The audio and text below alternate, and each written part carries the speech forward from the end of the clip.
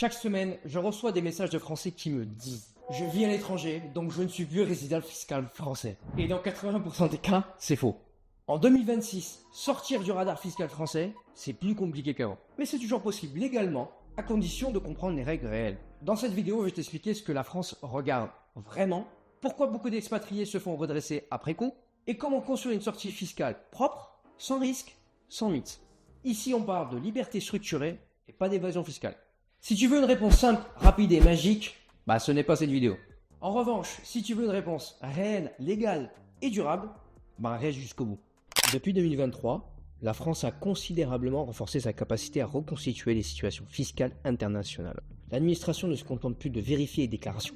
Elle analyse les flux, les rythmes de vie, les habitudes bancaires et la logique économique globale. Le critère déterminant n'est plus seulement où vous vivez, mais comment votre vie est organisée. La résidence fiscale française ne dépend ni de ton passeport, ni de ton pays de naissance, ni de ce que tu penses. Elle dépend du Code général des impôts. Dans la pratique, ce qui déclenche le plus de redressement, ce ne sont pas les départs visibles, mais les liens résiduels mal gérés. Un abonnement, un compte bancaire actif, une société française conservée sans justification et des allers-retours trop réguliers peuvent suffire à maintenir un rattachement fiscal implicite. Si tu es actuellement résident fiscal français et un seul de ces critères est rempli, ton foyer est en France, tu passes plus de 183 jours en France, ton activité professionnelle principale est en France, le centre de tes intérêts économiques est en France. Et c'est là que tout se résume. Le centre d'intérêt économique. La résidence fiscale ne s'analyse jamais sur un instant. Elle s'analyse dans la durée. L'administration observe une trajectoire avant le départ, pendant la transition et après l'installation à l'étranger. Une incohérence sur une seule année peut remettre en cause plusieurs exercices fiscaux consécutifs. Tu peux cocher 3 cases à l'étranger, mais si la 4e reste en France, tu es toujours résident fiscal français. En 2026, la France n'a jamais eu autant d'informations. Les échanges bancaires automatiques, une coopération européenne renforcée, les plateformes de paiement, registre des sociétés étrangères et même les réseaux sociaux. Beaucoup de redressements arrivent 2 à 4 ans après le départ, quand l'administration reconstitue la réalité de la situation. Une résidence fiscale crédible à l'étranger ne se limite pas à un titre de séjour. Elle suppose une capacité de preuve, facture, contrat, présence effective, interaction locale. En cas de contrôle, ce sont des éléments concrets et non les discours qui déterminent la résidence réelle. Ce n'est pas ton départ qui est contrôlé, c'est ta cohérence globale dans le temps.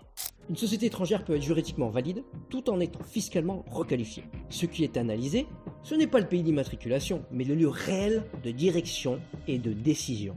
Une société pilotée depuis la France, même immatriculée à l'étranger, peut rester fiscalement rattachée à la France. Parlons maintenant des erreurs classiques que je vois tous les mois. Mythe numéro 1, je pars plus de 6 mois. C'est faux. Les 182 jours ne suffisent pas si ton activité reste en France. Mythe numéro 2, j'ai une société étrangère.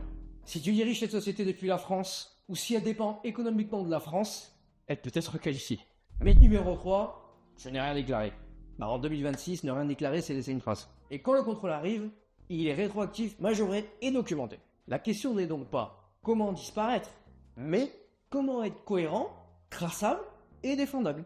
Sortir de ta résidence française repose sur 3 piliers indissociables. Quitter la France, ce n'est pas seulement prendre un billet d'avion, mais c'est aussi déplacer ton centre de vie, changer ton logement principal, rompre la continuité administrative française. Tant que ta vie reste organisée autour de la France, l'administration considère que tu y appartiens toujours. La majorité des redressements liés à l'expatriation interviennent entre 2 et 5 ans après le départ. Cela crée un faux sentiment de sécurité. L'absence de contrôle immédiat ne signifie jamais validation tacite. Pour devenir résident fiscal ailleurs, tu dois exister fiscalement ailleurs. Carte de résidence, adresse réelle, présence effective. Pas une boîte postale, pas non plus un visa touristique. En fiscalité internationale, la logique économique prime toujours sur la forme juridique. Les montages qui fonctionnent sont ceux qui racontent une histoire simple, cohérente et compréhensible. Plus une structure est complexe à expliquer, plus elle est fragile face à un contrôle. Sans résidence fiscale alternative claire, la France garde sa compétence. Déplacer le centre de tes intérêts économiques, c'est le pilier le plus important. Donc, où sont tes sociétés, tes clients, tes comptes bancaires, tes décisions stratégiques? Si ton argent, tes sociétés et ta valeur restent liés en France, alors ta fiscalité aussi.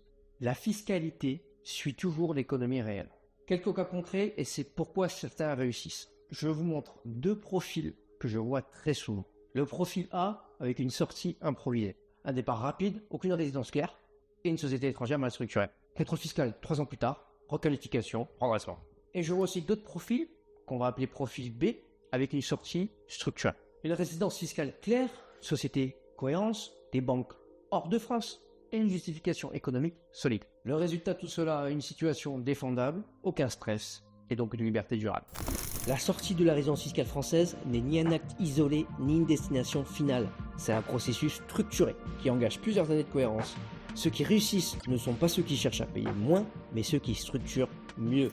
Pour conclure cette vidéo, la liberté structurée, c'est quoi? C'est ne plus être résident fiscal français en 2026, même si ce n'est pas magique, ce n'est pas rapide et ce n'est pas non plus universel. Cependant, c'est possible, légal et puissant, à condition que ça soit bien structuré.